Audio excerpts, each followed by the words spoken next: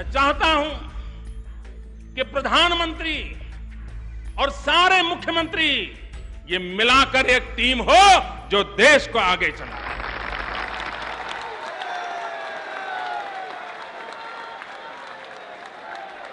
Narendra Modi is a leader of India's Hindu Nationalist Party. The Bharatiya Janata Party, or BJP, is predicted to be a strong favorite in national elections. New York Times correspondents provide a profile of the man who may be India's next prime minister, beginning with his controversial past. In 2002, there was news that a train of Hindu activists had stopped in the town of Godhra in Gujarat in the midst of a Muslim slum. One of the cars was set on fire and 59 Hindus died ghastly deaths. It is thought that the Muslims set fire to one of the cars of the train. What followed in the next days was a horrific bloodletting of Hindu mobs attacking Muslims. I arrived not long afterwards. I remember going to the site of one of the most notorious of the massacres that occurred there at the Gulbarg Society, and I could smell the roasted flesh of the people who had burned to death in that house.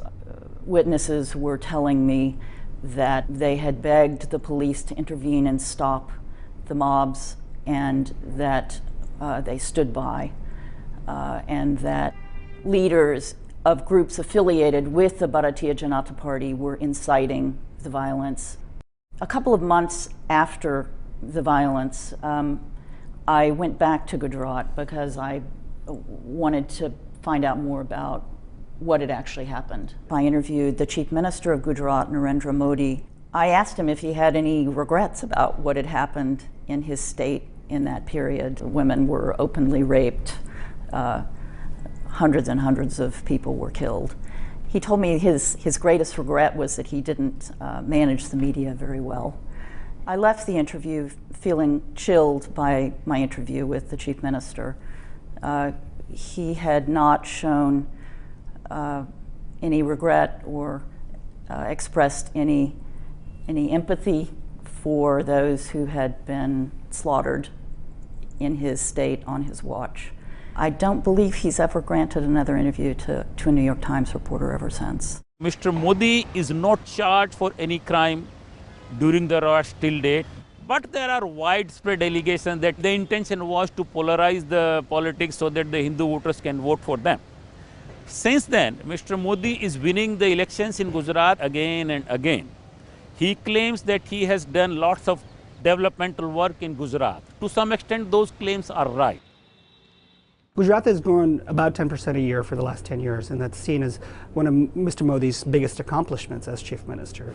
Mr. Modi has had a great effort to reach out to businesses of all sizes, but in particular to large businesses. He's made great efforts to recruit Indian corporations and multinational corporations to come to Gujarat to set up production facilities there, to set up ports. And he's done so in large part by cutting the red tape that is endemic in Indian government. There is a big question about whether everybody in Gujarat has benefited from the growth of the state. Supporters of Mr. Modi say that the growth has been broad-based and has helped every Gujarati. But critics say that the growth has not been even. In particular, they worry that Muslims have been left behind in this growth. There's also a potentially disruptive element in the relationship with the United States, which took a fairly hard line in rebuking him. His visa privileges were revoked a few years after the riots. This is quite an unusual step for the US government to take. And although Modi talks very little about this in his campaign, it has to be an issue for him. If he becomes prime minister, he will be able to come and go to the United States as a world leader, but this issue has to be something that made an impact on him. Now, he has been extremely careful to avoid any inflammatory language during his campaign, and really restyled himself as a technocrat, as a good government person, and been careful to avoid anything that could be seen as divisive. But that question remains open. You can find people on both sides of this divide, and some people say he's just a very dangerous candidate for that reason.